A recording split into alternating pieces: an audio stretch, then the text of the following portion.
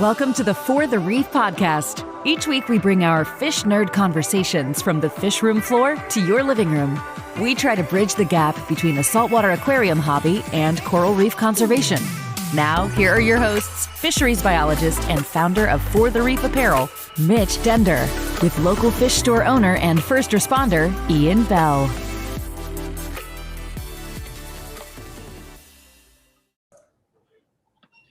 Hey, so I'm Taylor. I started in this hobby a good number of years ago at this point. I started out at Big Owls and a couple garden centers, but eventually I got into the reef hobby, and quite frankly, it's very hard to look back. That is Mel and Taylor from Reef Wholesale. We're going to give you the intro here. Taylor's so excited he started already. Yeah, so today we have Taylor and Mel from Reef Wholesale, two friends of Ian, and we're just making the introduction tonight. So I'm really excited to meet you guys, and I've seen that you guys have had some success with breeding Pygmy Octopus. Is that right? That is correct. Yep. Yep. Right on. So yeah, Taylor and Mel, you guys want to kind of explain who you are and how you're, related or that kind of thing? Yeah, so I've been at Reef Wholesale for about coming up on 2 years now. I've kind of always been in the saltwater industry, just ever since I was a kid. My dad had saltwater fish up to 18 tanks in our living room growing up. 18, holy smokes. Yeah, there was anywhere from like a 5-gallon to 150-gallon. We had it all. So then he eventually got out of it, but I kind of stayed into it. I was at Big Owls for almost 10 years, and then... You know what, Mel? I didn't know any of this about you. Oh, really? Wow. Yeah, I was at Big Owls for almost 10 years. I managed the pets and birds and small animals of the Brampton location, and then I went to PetSmart for a brief stint and wasn't really for me. So then there was an opening at Reef Wholesale, and Taylor and I are together. So we made that a good fit, and I've been there for almost 2 years now. I'm the office administrator, and then I hop off in the back and help them out with anything that they need in the back as well. And yeah, I've been the one taking care of the babies for the food and organizing parts of the process. Yeah, we're excited to get to the babies. We're going to start out talking to Mel and Taylor about inverts today. Taylor's sort of the resident expert at Reef Wholesale about inverts, and he's going to talk to us about crabs, snails, and all things like that, and what's good, what's not, what they do, etc. Going to give us a little bit more of your history there, Taylor? Sure. So I also worked at the same Big Owls with Mel. I was in the back in the fish room. I worked there for about 4 years. I also worked at Humber Nursery, formerly, I guess, they've shut down now, for 2 years as well, working with the koi there and the tropical plants there. So I really have a fair background there. And then I ended up trying to get more into the saltwater hobby through the chain of aquarists. I ended up having a mock interview with Patrick, who I was going to actually go see about buying blood shrimp for a breeding project. And I ended up meeting him at Fanatics, not knowing it was him, of course, and had essentially a mock interview by accident by the time I got to Reef Wholesale, and then was like, oh, I see what happened now. The person that actually was I was going to go see there kind of went in the back, had some whisper session, came back and was like, do you want a job by chance? And that's kind of history from there. Oh, very cool. But yeah, like all employees at Reef Wholesale, you get stuck in inverts at first go, and I kind of just stayed. And through trial and error, I'm now the expert. Yeah. There you go. I've made a lot of improvements on keeping things alive once they come in. Things that were a challenge for a lot of people to actually keep, I am now, almost second nature. It's like, if I have a loss, I take it personally, because it just doesn't happen for certain things. Like specifically with cephalopods, be it cuttlefish or octopus, whatever comes in, if it lands alive, it's going to a customer. Yeah. And if anything else happens in between now, it's very disappointing, because I've got it down. So yeah, it's pretty cool to go up there when something's different. I know it immediately because Taylor's like, you gotta come see this, and there's always something weird going on. He had baby jellyfish breeding in one of the macroalgae tanks one day. Like, you just never know what he's going to come up with. That's shocking. Upside down jellies. Yeah, we had little upside down jellies for a long time. We had a mother polyp in the system that was pumping out babies for months and months and months, and I grew them to upwards of, I don't know, over a toonie size. Yeah. The biggest one, I didn't really have anything formally set up for them, so it was kind of just whatever tank I had space in. But no, it was fun for a while. Sold a couple of those guys off, and then all of a sudden the mother polyp just stopped producing babies, and it was like, oh well, that was fun. So how does when you're bringing in all these inverts and stuff, how does the quarantine and all of that jazz, how does that change for you guys? And the acclimation process as well, to add to Mitch's question. What do you think that people may do that they don't need to do, or don't do that they haven't considered? So one of the most important things, specifically for stores who do import directly, is we've actually found out very recently that pH is a huge factor in survival rate of some of our more sensitive invert friends. So we found that when you actually test the pH in the bag, you could be off by 1 or even more in term and 0.3. Remember, pH is a scaling effect. So the farther you are, the more damage you're going to do, which is pH shock, which people deal with a lot. So we actually found that just matching the salinity when you're importing or acclimating isn't good enough. Yeah. It's the difference between having almost no casualties and 30 to 40% of your more sensitive things. I found that to be true as well. Pat and Taylor let me in on that little secret a long time ago. I do the same thing with my fish, and I always wondered why more people don't do it that way. And I think it's because, these rules of thumb get created out there, and they do it the easiest way. Most hobbyists don't have a pH meter kicking around, but they do have a salinity checker. So they tell them to go by the salinity, and they're hoping that the balance comes into range through matching the salinity. But I found definitely, since we've started using the pH meter to acclimate everything, that everybody's much happier. Absolutely. So what kind of things do you do to get the pH to match then? So we just do a drip for inverts. They're fairly basic. So we have the main system, and we have an acclimation table, and we just let the inverts drip. Usually it takes between an hour to 2 to actually get both the salinity and now the pH correct. And it's really just made a world of difference. But honestly, dripping is probably the easiest method. I know back in my Big Al's days, we used to float the bags and just poke holes in them. I mean, there's a little bit of shame there, but you live and you learn. You live and you learn, and technically it's like dripping, but in reverse. But the problem with that one is you're introducing supplier water into your system, which is always a no in this hobby. It doesn't matter if it's fresh or salt water. You do not put supplier water in your tanks. Just because you never know what's in there. Exactly, you never know. Yeah. Dripping is the easiest method. Obviously, we're a little bit better set up for it, so it's not a string of buckets beside your systems. We have an acclimation table, both for fish and for inverts, so it's a little easier for us. But for anybody doing it, a bucket and a drip line, that's all you need. Yeah, and most people probably aren't going to need to drip them for an hour. No. In the home setting. That's for, just to clarify for people, that's for, when these guys have been in the bag for 24 hours or so by the time they get to what Taylor's talking about. So, they've pooped and peed and whatever in the bag, the pH has dropped.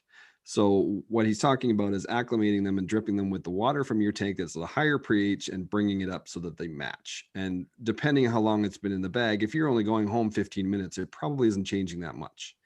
Yeah. So you sort of have to, if you don't have a meter, you should have one. But if you don't, you sort of got to base it on how long has he been in the bag? How long is my trip? Yeah. So if you got something right before close and don't have time before bed to drip it out. Well, one, you should have gone earlier, but you want to do a longer drip to make sure that that fish that was in the bag that was being fed yesterday isn't soiled the bag, and you're now, he was just in the bag for a couple hours. Well, those couple hours mean a lot. So especially if they don't add oxygen to the bag. Especially if there's no oxygen. Mhm. So, the other thing about inverts specifically is food. So I actually feed them while I'm acclimating them, specifically with anything that is a pile of things all in one area. Hermit crabs and any of your cleaner shrimp. I actually feed them to make sure that they're not picking at each other because they've been in transit for X amount of time. Because they ship individually. Because they mostly ship individually, but the same applies to new inverts in a home aquarium. They're not like fish. They don't go through a period of, I'm scared, I'm going to hide in a corner. No, they're looking for food the moment they hit the bottom and realize there's nobody coming to grab them again. So a lot of people will leave something like a shrimp or a lobster or a crab without food. And that's actually a no-no because they will go and find food. And if they're one of those creatures that's borderline predatory on things, they'll find food. Right. Whether you want them to or not. Yeah. So what do you feed your inverts? It depends on the inverts. A lot of your hermit crabs actually prefer a veggie pellet to a carnivore pellet. Of course, they'll eat the carnivore pellet, but they're looking for that veggie component. So something nori based. Okay. So a lot of your like hair algae oriented hermits. So your blue legs, your Mexican red legs, your Caribbean scarlets, all of those guys will go for a veggie pellet just the same as a carnivore pellet, and even less so with the scarlets. But keeping a bigger block of food in the tank for things to chew on longer rather than running around scavenging for pellets or flakes will give them something for the longer course of the day rather than just, all right, they got, like, if your fish pick off all the food before it hits the bottom, there's nothing for them. And people will be like, I bought, 10 hermits 6 weeks ago. I have one now. Right. You can't just target feed your fish. You have to have enough variety in the food that something's making it to the bottom. Right. Same for the snails? So a lot of the snails, it's really just about number of snails for your tank.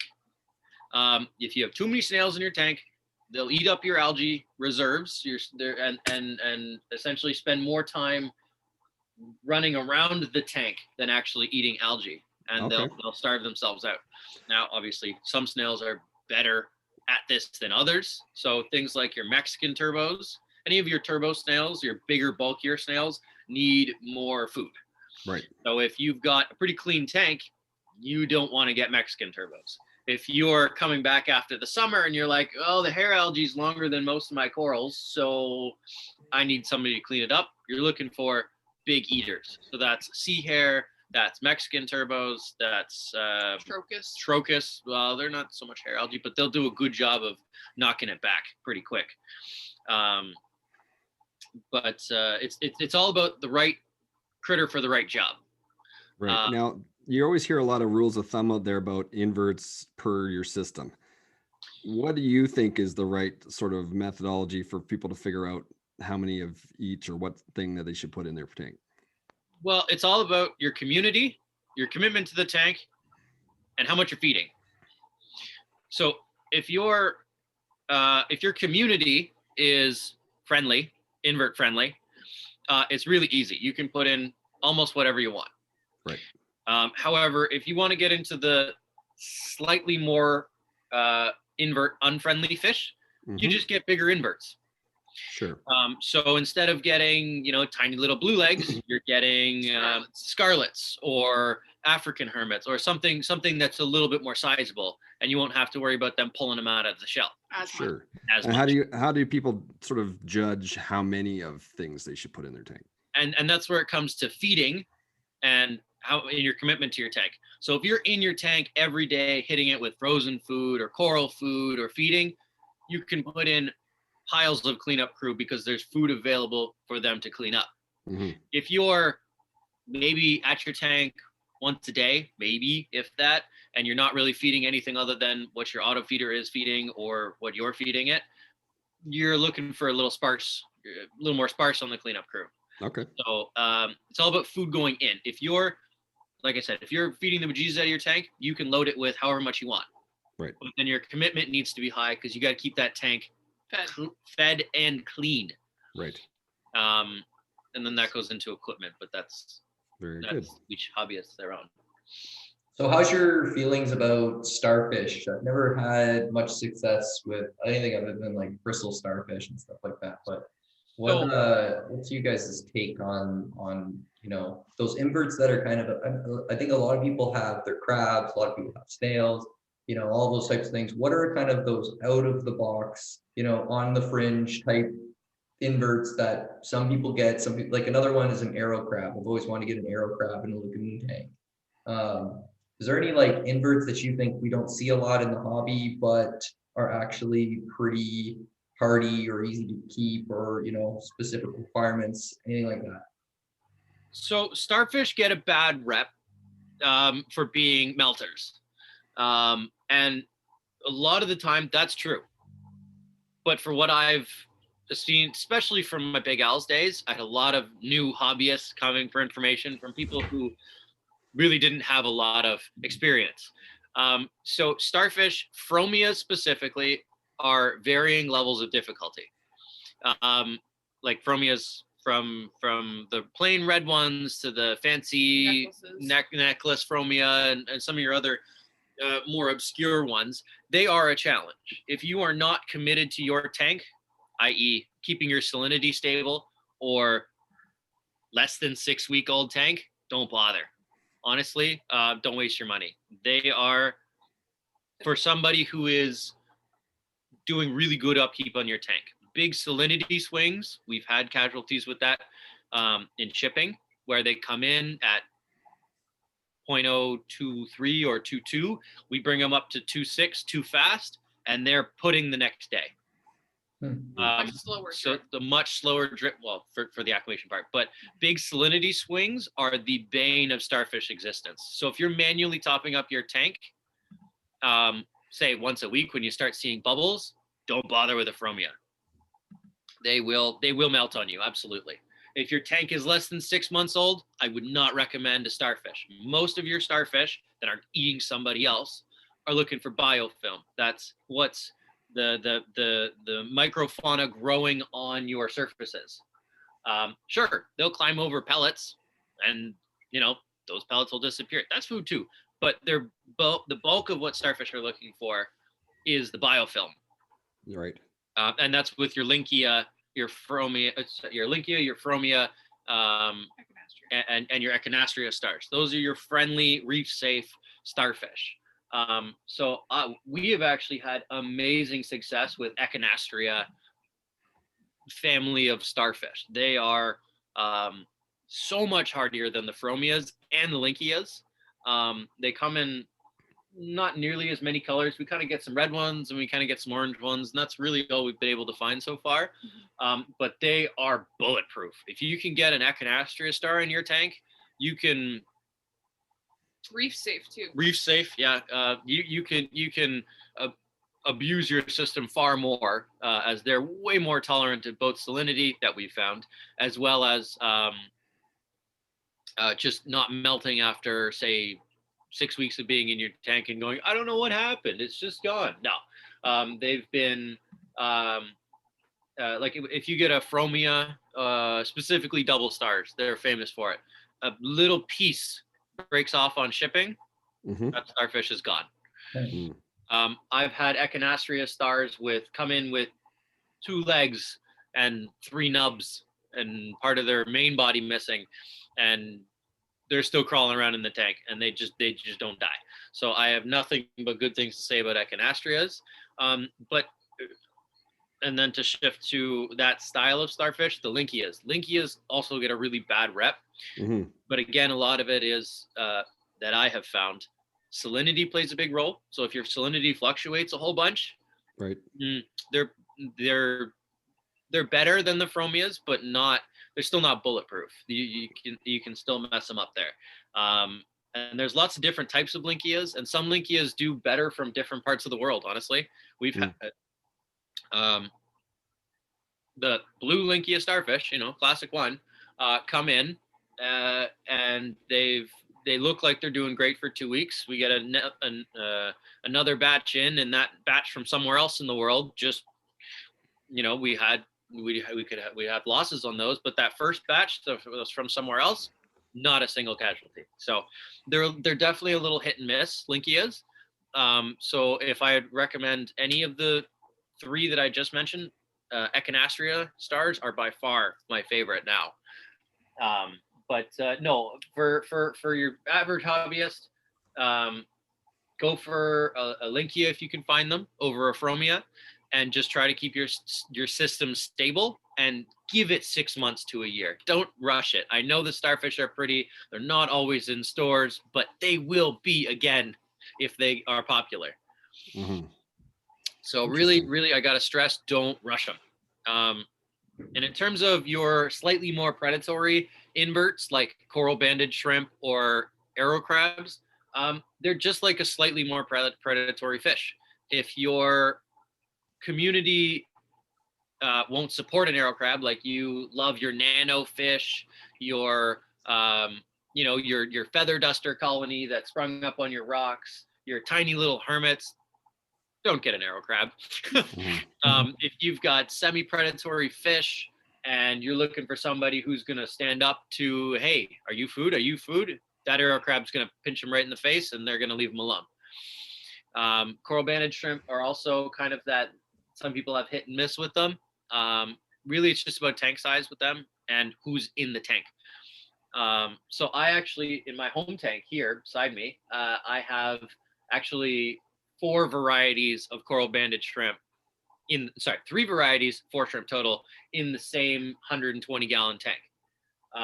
But I structured my rock work so there's just infinite territory for them to hang out in, and they don't have to interact with each other. So there's a lot of people who have a lot of problems putting coral bandeds in the same tank, or really any of those bigger style inverts. If you don't have the rock work to support a bigger territory, they're going to pile up on each other, they're going to pull arms off, and they're going to kill each other. Mm-hmm. But if you give them the space, even things that shouldn't go in the same tank can. And they won't always. There will be that one that rips the arms off of every other one you put in there. That you can't stop. But if you get lucky and you have the space, you can put things in that, may not get along with each other all the time. But again, just trial and error. Yeah, interesting. That was really what I was trying to get at too. Like I think with fish and stuff like that, there seems to be like a lot of information. I've been in this hobby for a long time, and I still think with invertebrates, I'm in the store kind of thinking like, okay, well, how do I treat this fish? What's a community of inverts look like? I don't like it. That type of information in the hobby right now, I think it needs to keep growing. So yeah, that's really good. But I do think we should now talk about the main topic, which is the breeding that you guys are doing. Just before we get to that, why don't we pick like your top 5, say, crabs and snails for the average hobbyist's tank, and why, and what their jobs are? Because I think people always come into the store and like, I need a cleanup crew. I don't know what they are. What do they do? What do I need? Okay. So I think say a 30 gallon tank. Yeah, just your average people when they're trying to put together a cleanup crew. What should they think about with crabs and snails? Which ones are good for what jobs and what tasks? Because as well as I do, they're always looking for, I've got a hair algae problem, or I've got cyano problem, or I have this. They need to understand what these different things do. So if I had to pick an all-around most functional hermit, I would probably say the Mexican redlegs, if you can find them. They're really, really, really non-aggressive towards other hermits. I have them piled, they pile themselves in the hundreds on the rocks. They climb all over each other. They do not bother each other. Mm-hmm. They will also break up. I didn't say eat. I said break up cyano in large numbers. So they're foraging. They're scraping everything they can get their little claws into. So I've watched them break it up. It will very much look like they're eating it, but there's no guarantee they're actually eating it other than just breaking it up. So either way, I love Mexican redlegs. They're friendly. They're very active, and they'll even help mitigate a cyano problem. Right. For hermits, that's my number one choice.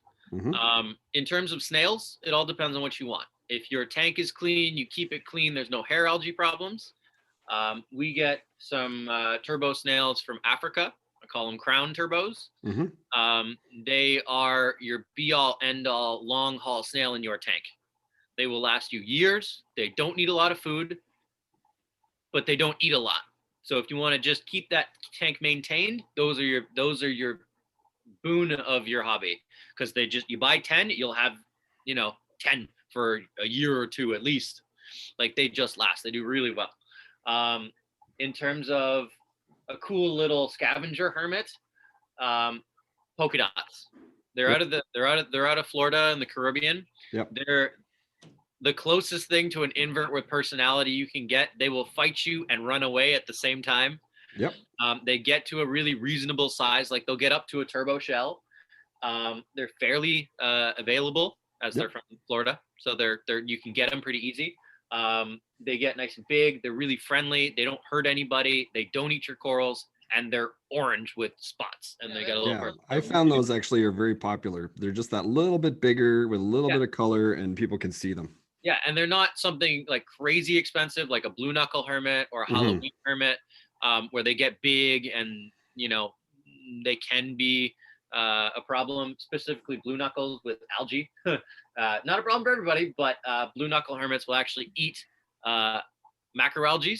So if you're trying to keep something like Halimeda or a dragon's tongue or dragon's breath in your tank, they'll actually be a problem, because they're like, oh, that's a big squishy something, I'm gonna eat that. But yeah, no, polka dots, my favorite scavenger hermit. Not so much functional, but great for picking up foods on all corners of the tank, because they will literally pick up their shell and run. They don't drag. They're no belly draggers. So they're really fun. If you need a workhorse snail, you want either your Trochus or your less known about Tectus. They're about equal on terms of function.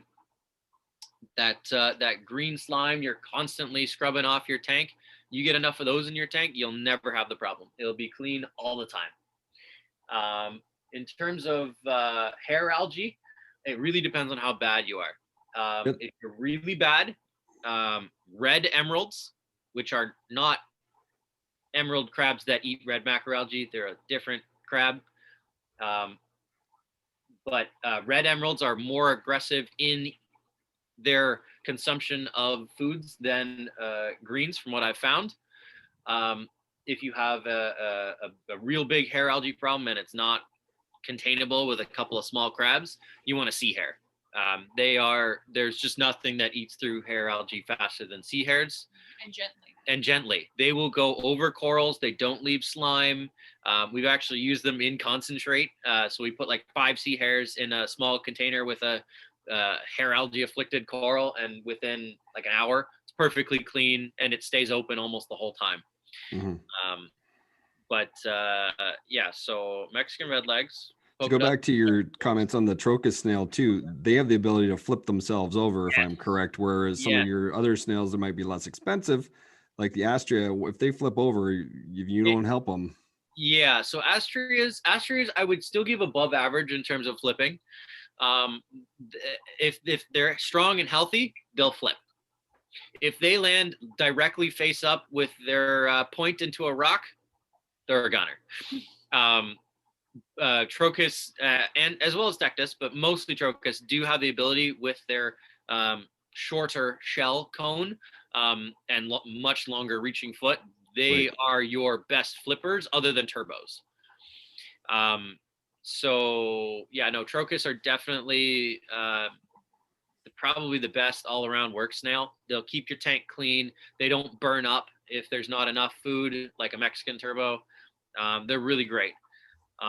in terms of other things, you always want to have a cleaner shrimp in your tank, or even a blood shrimp. They're kind of a cleaner. They will clean fish, just not to the same degree as a skunk cleaner.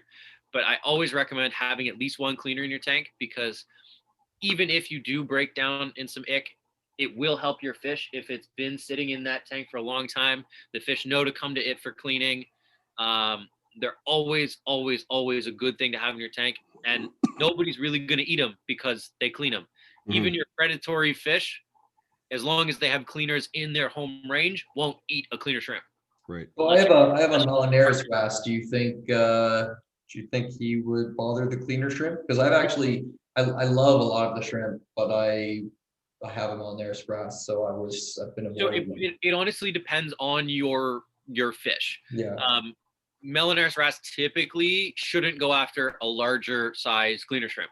If you put in like a Pedersen cleaner shrimp or like a nano glass shrimp, you're asking for trouble. But if you put in a good size cleaner, and again, your fish isn't predisposition, like already has a taste for shrimps, it'll come check them out, and the shrimp will do its little whiskery feet thing, and it'll hop up on the fish, and you may not know what's going on, but it won't kill it just because, hey, look, that's a shrimp, I'm gonna go eat that. Right. As long as it's not already used to doing that. So if you have a wrasse that is typically like, hey, I'm gonna pull your hermits out of your shells, I'm going to eat your small shrimp, and you put in a big cleaner, that's a recipe for disaster. But if it's never seen a cleaner before, it will approach, cleaner will be like, hey, I'm gonna clean you, and then they'll kind of figure each other out. Right. So it's a lot easier when you have fish from the same home range as cleaner shrimp. They're used to cleaner shrimp. Right. So I've actually had frogfish where I try to feed them a cleaner that's passed from shipping, and they're like, nope, this isn't food. Nope, stop trying to feed me this, and they'll actually like reject it. Oh, okay. Whereas earlier in the day they eat krill no problem. So they know the difference when they're home. Yeah. Like in the same habitat as them. Friend or foe kind of thing. Yeah, friend or foe. So I definitely recommend a cleaner shrimp. In terms of snails, your Trochus is your best all-around workhorse and flipper. There's really cool snails out there. Like you can get Ninja Star turbans. They're kind of in the Astrea family. They're really cool, but they cannot flip. If they fall off the glass and they flip upside down, they're over. That's a fact. It's so funny how that's even a thing. There's some, but they're in their home habitat. They're not on a 90-degree wall. Right. Sure. They're crawling across flat surfaces. They're not really falling off. And if they are, it means somebody pulled them off to eat them. So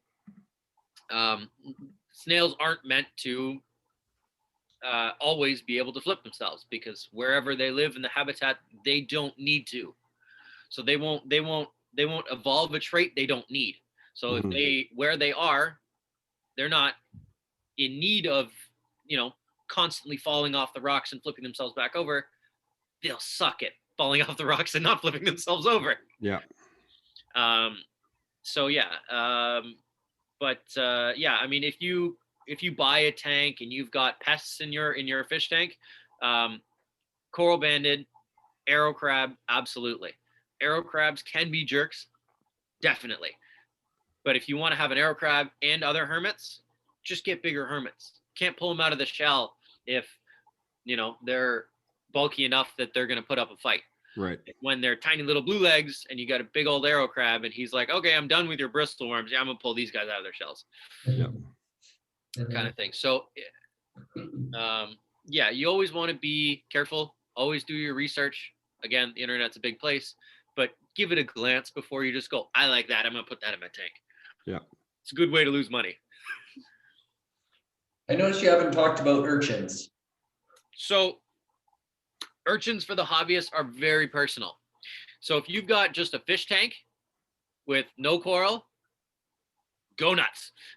You can't go wrong. Pencil urchin, collector urchin, long spine, they're all fun, they're all good. However, as soon as you get into corals, any of your collector urchins will mess up your reef. Any of your rock boring urchins can mess up your reef. Urchins are very hit and miss. If you've got everything glued down and everything's like a soft coral or a hard coral, any of your collector species are fine to just have roaming around in your tank. Right, and so you mean, for people listening, you mean by like carrying them on carrying corals on their backs and that. Yes, so if you've got loose things, they will rip them up.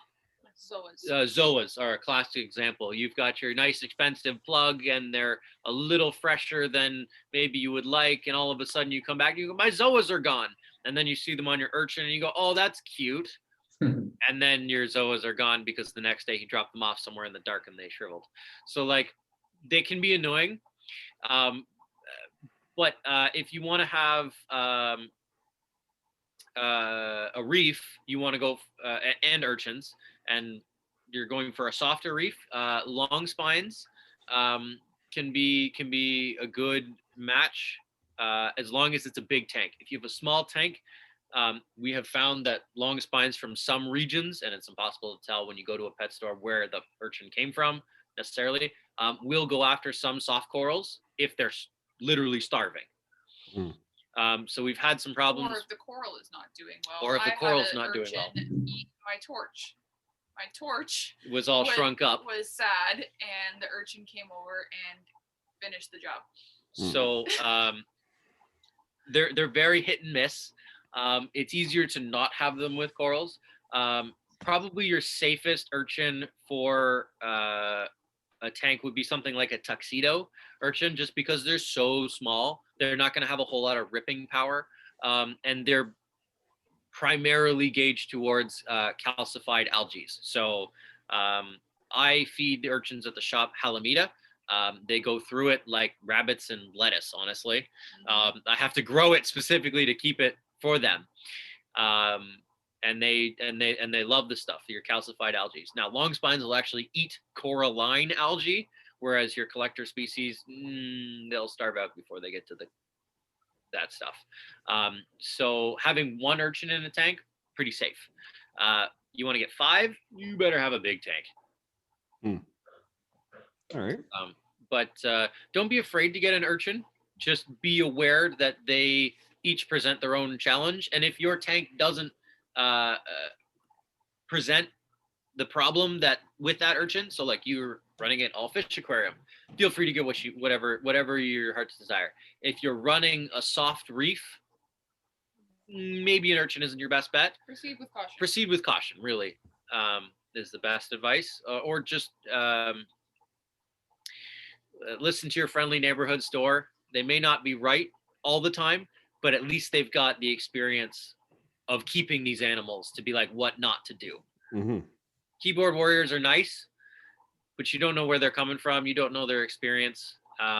Whereas you can always count on your neighborhood fish store that's been there forever, at least to know something. Since you are listening to this podcast, we can assume you care about the state of our oceans, as well as the aquarium hobby. These beliefs are also at the heart of Sustainable Marine Canada. We are an aquarium supply, service, and installation company who believe that we benefit from the oceans and we have a responsibility to give something back. We are consistently involved in reef restoration efforts, and you have the chance to help us continue that work with every purchase. We offer a curated product selection and Canada-wide shipping. Please visit us at sustainablemarinecanada.ca and be part of our ongoing efforts today. But I think you want to hear about the babies now. Mitch is dying to hear about the babies. Okay, so I go to Reef Wholesale the other day, and Taylor goes, "I got something cool to show you," like normal. Whips out this picture of eggs on a rock with baby octopus in it. I thought this was just a picture or something he'd seen somewhere, and he was just showing me because it was a cool picture. And then I find out that Taylor has this going on at home. Yeah, that's pretty awesome. So do you want to tell them the story of how you even came to have octopus eggs? So I have previously had mother octopi come in and then present eggs. So I frantically did research previously on the Mimic Octopus or Wonderpus from out of the Philippines to try to raise this clutch of eggs. This was a previous attempt. Unfortunately, I was not ready when the eggs happened. They hatched over the weekend and I didn't have them separated. They were early by a week at the best, the research that I could find. So unfortunately, I missed my chance on my first clutch of eggs. But I did a great amount of research on a non-pelagic species, so a species that doesn't cast their spawned eggs out into the water column. They kind of hatch and then land. So I'd done a bunch of research on non-pelagic species, which was the Mimic Octopus. So I was hoping of all hopes, that this species, which I couldn't find whether they were pelagic or non-pelagic, was non-pelagic, because they're so much easier to take care of when they come out of an egg, drop to the ground, and you can feed them as full baby octopi. So we had a pygmy come in, and we had her in, and unfortunately we lost the mother, which was a little confusing to me. But I realized she just, I guess, didn't have the energy or something, so we didn't have the mother. And it was a real tragedy to just have this clamshell of eggs that I discovered go to waste, or not even put in the effort to try. So it was a bigger endeavor than I thought, because there is absolutely no research or postables on this particular species rearing babies on. I was having a heck of a time. I even contacted one of our customers who's a former zoologist for the Victoria Aquarium, Vancouver. Anyway, it was a large aquarium out east, and he's like, I've had experience with pelagic species, and I know of the non-pelagic spawning of wonderpuss, but these guys, I got nothing either. But he was very helpful in confirming some of my suspicions and some of my best guesses as to how to take care of these little guys. And it's so far going okay. But for the actual care has actually ended up falling to Mel. And she's going to explain how she's taking care of these little guys right now. So what did you guys have to do to prepare? So we had them in a little nano tank. I was actually going to get seahorses. My dad gave me the tank, and we had gotten in some seahorses. I really wanted seahorses. I did all my research, set up the tank specifically for the seahorses. And then I realized, crap, we do a lot of camping in the summer. I can't feed these seahorses and go, because they need to eat 2+ times a day. I'm like, crap, I should not get these seahorses, and just left the tank. And then literally 3 days later, the octopus had her babies, and we brought them home, pointed the flow directly on the eggshell to mimic the mother, pulsing the eggs to make sure they're clean and oxygenated. You don't want to have any sand gather on the babies. And we had them for about 3 to 4 weeks? Yeah. The flow we had on them kind of sped up the process a little bit, because it's stronger than the mother could possibly give them. So they grew faster than we expected. Really? Yeah, so it was just under 4 weeks when they hatched on Tuesday afternoon this past week. And Taylor captured as many of them as he could and brought them downstairs and put them in little 4-ounce jars with some frag plugs to keep them sunk. And that evening I came home and there was another 12 in the tank, and I scooped them out, brought them down here, and we've been hatching baby brine shrimp. They get fed 24-hour hatched brine shrimp every morning and night. I separate them out and I see who's alive, who's looking not so great, and I separate them out all in the tank. Got a lot of rocks separating out all the little jars. So yeah, just back up a little bit, because people are going to think you have these guys in jars on the counter. Oh, no. Yeah.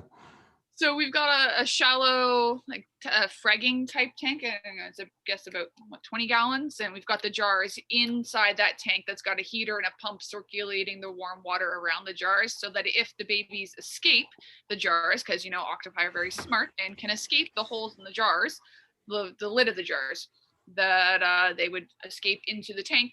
Which is 2.6 water and kept heated. Mm-hmm. Okay, so the jars are just to keep them contained so that you're more easily able to feed them, etc.? Yeah, and monitor them. Okay. And so they're in kind of a different stage or something, right? Like, don't octopus, they go through different, they have the Medusa stage and things like that, or they? So that's pelagic species, the ones that spawn the babies out. Yeah. They go through a couple stages of larvae before they land, and then are fully functioning octopi. This species did not. I'll send the email, I will send my hatching video to Ian, so he can post it himself. Perfect. But essentially what they did is they came out of the egg, scooted around for a little bit, and landed. That was it. Suckers and all. They're fully formed little baby octopi. And when we say small, they're about half the size of a Nazarius vibex for size reference. Oh my goodness. So that's like half a centimeter. I measured them yesterday, and the body length without the legs was about just under a quarter of an inch. Oh, wow. That's interesting, because I had a different scale in mind from the picture. Yeah, so they were essentially the size of peas. Short grain Italian rice when they came out. Yeah. Okay. Yeah, they were tiny. They were absolutely little rice grains. They definitely have been seeming to be eating, because every day that I feed the jars, I write down, that they've been fed. We do water changes on the jars using the 0.026 water. Do water changes every other day. Feed them, check on if they need food versus not need food twice a day. So do you see them feed? Like, do they? Yeah, that was my question. Stage where they can sort of attack the baby brine shrimp, or do they just sort of wait for it to come by? Yeah, it's very hard to tell because they're so small and the brine shrimp are so small. It's hard to see if they've actually eaten a shrimp. It looks like they're going after them, and there's no dead brine shrimp in the bottom of the jars. Okay. And I come back the next morning, depending on how much I've fed, and then there's no brine shrimp in the jars, or very minimal brine shrimp in the jars, and there's nothing dead on the bottom. So to me, that means they're eating, and they've been alive since Tuesday with very minimal losses, and so they must be eating something. How many roughly do you have right now? I think the last count was 45 down here, and I've got 3 in I call it the home tank upstairs. So I'm letting them grow up naturally upstairs.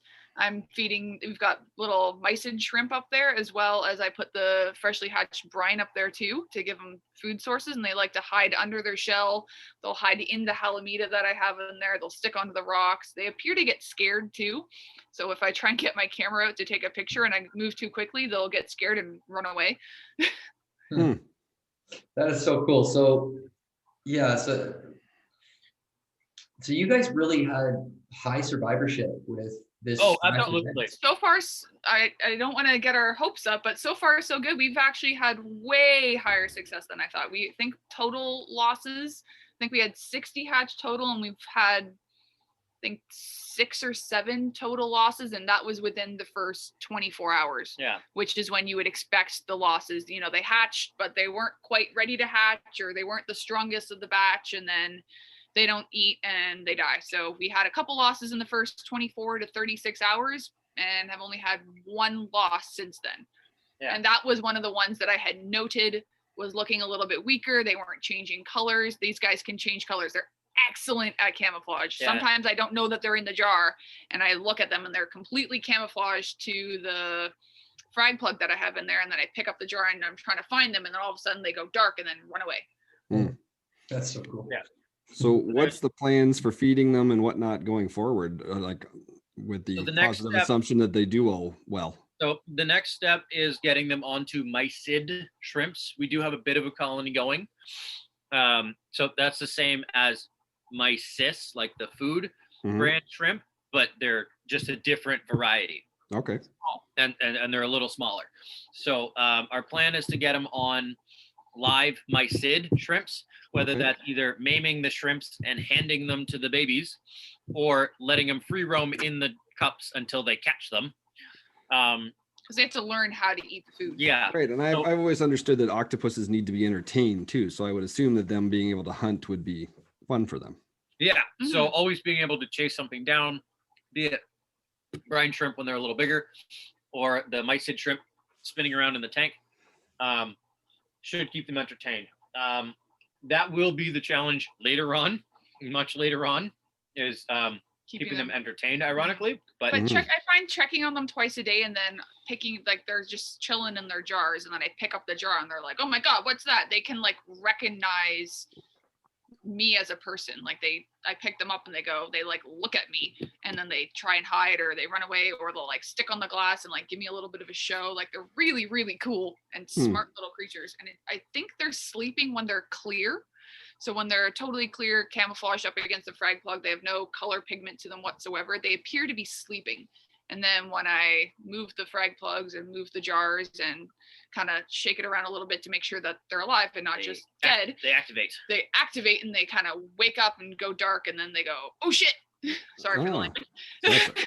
And then they start scooting around, and they seem to be very active. All of them are very active and seemingly doing really well. So the next big hurdle is getting them to step up on the food. So going from a small food source like freshly hatched brine to the next size up, which is the mysid shrimp. The mysid shrimp, or the gut-loaded brine that we have growing, because we're trying to grow some at the same rate as babies so that we have some more adult Artemia for them to consume. But getting them to the prepared foods, which is why we're trying to get them on the mysid shrimps, the taste for it. Okay. So that even if once we have the frozen ones, that we can feed them, that they know that that's food. I've also been trying to experiment with pellets of mysis component as the main component, because a lot of the time when I do keep octopus at Reef Wholesale and they stay for a long time, I end up feeding them pellets because they taste like shrimp. I feed them shrimp. It's just easy. So we're trying to see how quickly we can get them on even prepared pellets, because I have had success with that before. So far, no luck. But we've only ever tried after feeding them. I fed them the brine shrimp, and then I cut a pellet in half to make it, bite size. I dropped it down there. I only did it with 2 jars, and they both attacked the pellet, grabbed onto it. I don't know if they bit it, impossible to tell. And then they ran away and left the pellet alone. They didn't seem to go back to it. And then I removed the pellet from the jar so that it didn't foul their little water. But we're hopeful we can get them on either frozen food or pellets quickly, as they are octopus, which are smarter than most. Well, I mean, that would be awesome, right? The easier it is to feed them, the better off they are. Absolutely. And the higher the survival rate, which is the goal. Yeah. So honestly, I came into this with only a 10% survival rate hope, because this is a completely uncharted territories. Oh no, it's uncharted waters, my love. Yeah, that's right. No, there had to be a pun there. Have you guys thought about reaching out to Rich Ross? He's kind of known as the cephalopod guy. He might have some tips and tricks for you. The name hasn't come across my table yet, but I definitely might, because Pat knows him, so I'm sure you can reach out to them. Yeah. Okay, we'll definitely ask Pat. Yeah, he's sort of known as that guy. Okay. Yeah, I've had a lot of feed on my social media so far. A lot of people reaching out to me and going, "That's so cool! I want to do it. How do I do it?" So I'm trying to work on a write-up on exactly what these little guys are going to need for care, because if we get them all to survive, we're going to have a lot of babies to find homes for. Yeah, for sure. So our original clutch count was over 90. I couldn't get every picture I took, I seemed to have a different number of X's, but it was over 90. So not all have hatched. But not all have hatched. I definitely had a staggered birth because of the way the flow was hitting them. The ones in the front got the bulk of the oxygen, which helped them to develop faster. The ones in the periphery around that initial bullseye of 50, 60 babies, hopefully they'll hatch probably next week, based off of their trend from how fast the other ones went from having yolk sac about halfway in filling up their little egg case to bursting out. Yeah.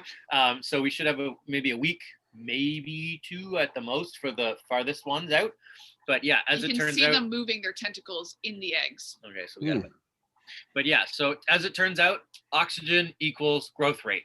Interesting. So you can. I was talking again to the one biologist from out east, and he was saying he did he raised them from hatch to egg. From egg to hatch in actually only 3 weeks, with even higher consistent flow. So it doesn't affect their health, obviously, because we've had amazing survival rate coming out of those eggs. It just literally oxygen equals growth. What is the lifespan of this creature expected to be in general? Honestly, in captivity, it's pretty abysmal. Octopi are a real challenge to keep longer term. Technically, you're looking at an average lifespan for an octopus is about 3 years, I think. Three years. They can go longer, and some species are even shorter. But generally speaking, for octopi you can get in the hobby, you're looking at about 3 years. However, most people don't get them past a couple weeks. So because they're a very messy creature, they leave a lot of food scraps. So even if you gave them a whole shrimp, they'll eat maybe 2/3 of it and then leave the whatever else behind. Okay, so very similar to seahorses. You got to be right on the cleaning and the water quality. They soil their tank very quickly. You need heavy cleanup crew, which is ironic because octopi eat cleanup crew. So you got to be the cleanup. So you got to be the cleanup crew. Now, right. I've heard some success with urchins and starfish, as they're not really octopus favorite foods at all. So you can get some cleanup with some non-reef safe starfish, as well as some of your urchins. Typically, you want to have a species specific. Species specific. Ideally, you want to have them in line with your main tank, so that they're not. You can keep them in a smaller aquarium, because you think just because they're a small animal, they don't need a lot of water volume. But even for the smallest of octopi, you're looking at 40 gallons just for it, and it can be, like a wonder puss will fit in the palm of your hand. But you need a 40-gallon tank for that, just so it doesn't mess up its own aquarium. So they're a challenge that way. They're a challenge to keep entertained. Live foods is a great way. It's expensive, and you don't want to feed them freshwater foods. That's very, very important. But don't feed them guppies. Don't feed them guppies. Don't feed them ghost shrimp. That is a good way to have it randomly KO.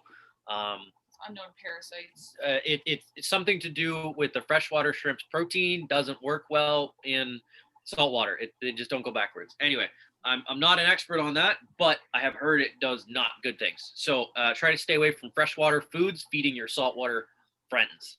Gotcha. Now here's a twist on that. What about mollies?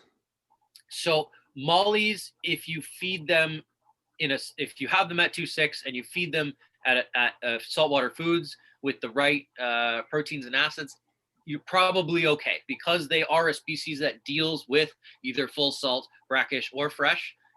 You should be safe. I don't see why there would be a problem with using mollies, but I wouldn't use. As long as they're saltwater mollies. As long as they're saltwater mollies fed saltwater foods, that's your best you're gonna do for a turnover, like a something you can produce yourself. Right. So another thing you might be able to do is like a grocery store. You could get some kind of clams or mussels for them to have a challenge to open. Toys, like literal children's toys, obviously nothing that can leach, but like blocks or chain toys. I've read a lot of success of them actually being kept entertained with stuff like that.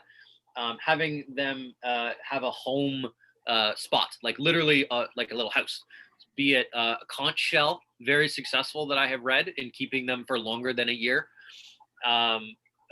Just it gives them somewhere to retreat, return to. It knows safety, and it does actually know safety. So it will consider that home. So it'll pile up toys outside its house. That will be where it habitates. So if you want really keeping them, think of it like a puppy. You really got to think of it like a puppy. They're on par, if not more intelligent than some dog breeds. So they need to be stimulated. You can't just leave them in a tank in the basement and ignore them, because they'll last you like 6 weeks and then that'll be it. So keeping them long term, you really got to treat them like you want them in a high traffic area, so they can notice the movement outside of the tank. Because they'll watch you. Sorry, they'll watch you when you're outside of the tank. like when I poke my head over whenever I have them in other at the shop, other species, they know I'm there. And specifically the mimics, when I get them, when I have them for more than a week or two, I'll actually get them hand trained, where they'll come out and greet me when I stick my hand in the tank. They'll come out, they'll stick a tentacle on me, they'll come over, they'll feel up my finger and be like, "Oh, he doesn't have any food," and then they'll wait because they know the food's coming. So they are very intelligent. They can be a lot of fun to keep. You can't get bored of it, and do your research. Right. Yeah, I know Justine at the Pittsburgh Zoo, they feed their baby cuttlefish because they're breeding their cuttlefish there. Yep. They feed them, I think it's ghost shrimp, and then they gut load them with live phyto. Yeah, so ghost shrimp, same thing with the mollies. They are a brackish water species, so if you feed them saltwater foods, you should be fine. But you want to gut load them. You got to have those, what their systems need to eat, or it's like feeding your tortoises iceberg lettuce. It's the fastest way to kill them. Yeah. It's just not the right food for them. So you got to feed them the right food. And there's not, and like you said, yeah, but you had to get the information all the way from an aquarium, because a regular hobbyist does not know what to feed. No, for sure. Most things. One interesting fact I heard about octopus, I don't know if you can confirm this or not, I don't even know if it's true. But I heard that to keep octopus inside of the aquarium, sometimes big aquariums will put artificial grass around the top rim of the tank, so that when the octopus tries and like sticks their hand out and reaches above to feel where they're going to get out at, if they feel grass, they think, "Oh, well, that's grass. I don't want to be up there or I'll die." And that's one way that you can keep them inside the tank without a lid on the top. So for your more migratory species of octopus, and I mean migratory out of your tank, that's a good idea. That's probably, I mean, it probably plays into the same thing with putting those computer mats, like for rolly chairs, onto surfaces. It's like, I don't want to touch the surface. I don't like that. I'm not going to do it. I've also noticed, or I also know that there are some species, specifically more the deep water species. And again, most of my knowledge base comes from having mimics, because I'm quite successful at it. I had a mimic live in a basket for 6 weeks, just in a basket. It didn't leave. It didn't do anything. I gave it a little house, and it put its tentacles up, and it felt where the outside was. It did not want to leave. I have found that very consistent for that species specifically, that they're not interested in leaving whatever you put them in. As long as what they are in it, they feel is safe. As long as they're happy. Now, in the same regard, I have had a Caribbean blue twist his jar lid off because I didn't put it on tight enough, and go have a smorgasbord in the shrimp tank beside him. Yeah. Because he hopped over a whole tank system and just started turning jars over, eating the contents, and then moving on to the next one. So in the same regard, it all depends on the species you're keeping. Again, I've only had experience with really the two species, well, the three species of octopus. The pygmies, which are quite reclusive from what I've found. They're not like the mimics where they'll come out and they'll see you. The pygmy, I actually had to sell the container it was in, because I couldn't get him out of the container to sell to the customer. I was like, well, you're going in the bag with your shell, with your jar, because you're not letting go. So from the, and I've had maybe 15 Mimic Octopus over the 4 years I've been at Reef Wholesale. This is my third dwarf, or my third pygmy. So they are far harder to come by. Well, because thinking that their full body size is about 2 to 4 inches maximum, like very much maximum, more like 3 inches, their body without their tentacles. So for the divers to try and find those and then catch them in the wild is very difficult. So that makes them very hard to come by. Which is also why there's nothing online about them. Right. Yeah. Exactly. Because they're very niche. And I mean, honestly, they're not particularly pretty as adults. They're not like the blues where they have that great iridescent hue. They're not like the mimic where they're black and white. they're honestly pretty plain. They're adorable, don't get me wrong. And when they're juveniles, they have some fun, their patterns a little bit more broken up. But as an adult, they're kind of plain. So them being rare, tiny, no information on them, and pretty plain, they're not exactly known because they're pretty niche. They're very niche, honestly. So it's a little tough. Now, I'm going to do a whole bunch of work on trying to figure out how they are with other octopi. So one of my major tests, we'll call it, is seeing, because you hear about breeding, and it doesn't matter if it's shrimps or fish or anything. You always hear about, oh, they're cannibalistic with each other. And I'm like, I want to find out, are they actually cannibalistic with each other? Or is it just, hey, you grabbed onto that shrimp, I grabbed onto that shrimp, and you're attached to that shrimp, so I'm going to mess you up. So we actually have a couple of jars that have a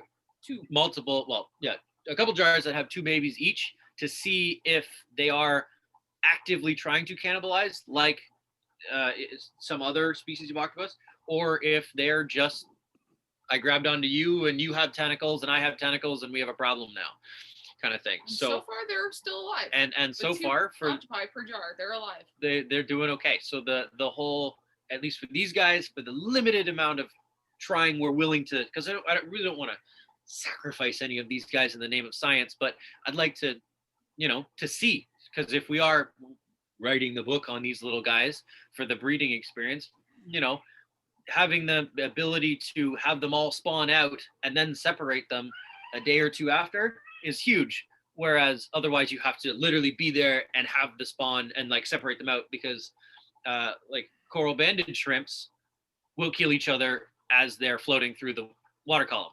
Mm-hmm. They are not friendly babies. They might as well be praying mantis babies for how friendly they are. So we're trying to find out some of the more, even less known information about them. So you're documenting this somewhere for people to share? Oh, yes. Yeah. I have about 18 pages of notes so far.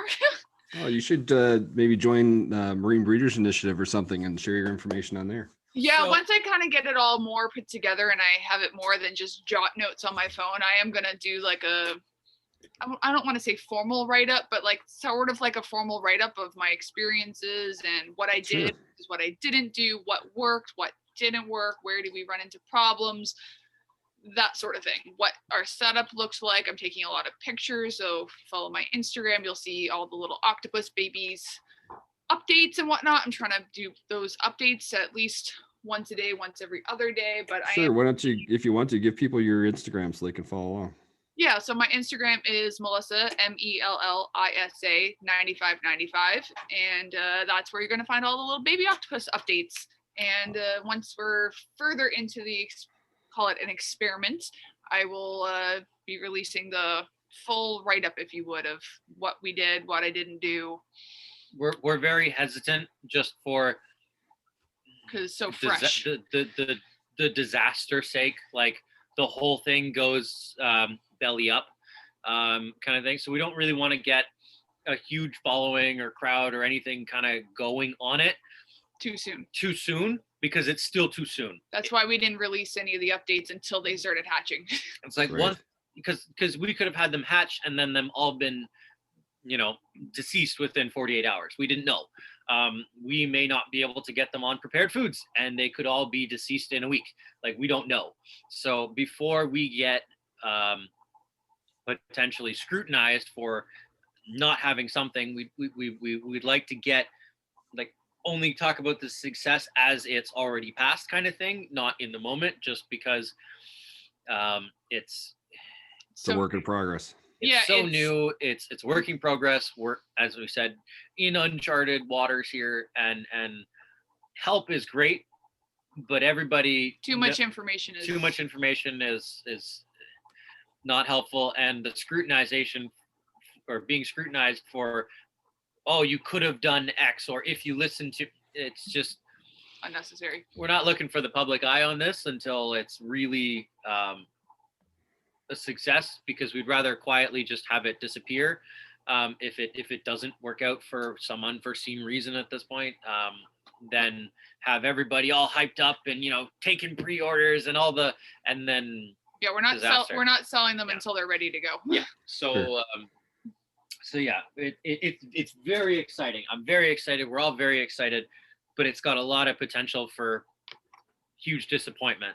Yeah, nothing ventured, nothing gained. And exactly. It's my same issue that I have with the way that scientific literature is published right now, where you can only publish results. You can't publish non-results and things like that. And I think whether people want to, everybody has an opinion, and whatever you guys share, whether it's a success or failure, will be a step towards a success one day for someone or for you guys yourself. And honestly, if there were more failure examples, you can't learn from success. There's nothing to learn from success. That's it. It's over. It's done. You've succeeded. You learn from failure. Yeah. You learn how to advance what didn't work. And right now, there is nothing. You can't find anything of other people's attempts or anything. You have to reference other creatures and hypothesize. And hypothesize, because you don't get to publish failure. Mm-hmm. And there's nothing to learn from success. So if it's not out there already, there's nothing for you to find. Sure. I totally agree. As much detailed notes as I possibly can. So even if it doesn't work out for us, maybe somebody else might use what we have and get a little bit further. And absolutely. And I think that's important to share. Yeah. Mm-hmm. So it will be shared.